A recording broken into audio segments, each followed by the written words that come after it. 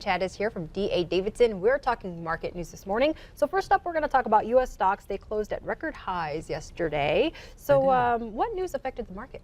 They did. You know, it's all coming out of Washington right now. Earnings season starting to slow down, and we don't have a lot of economic, although the economic news we have gotten has been very positive, but really coming out of Washington is what drove it yesterday. Up 331 points on the Dow Jones Industrial Average to close above 24,000 for the first time.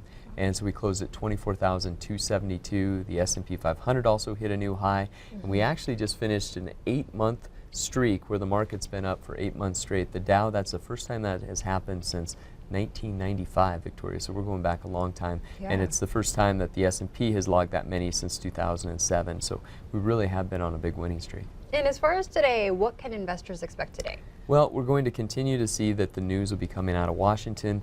Late last night or late yesterday, they delayed a vote. The Senate delayed a vote on the tax bill, so that the futures are actually down a little bit this morning. Not much, I think 0.1% of 1% on the Dow, but we do expect that everything will be kind of focused towards Washington here for a little while.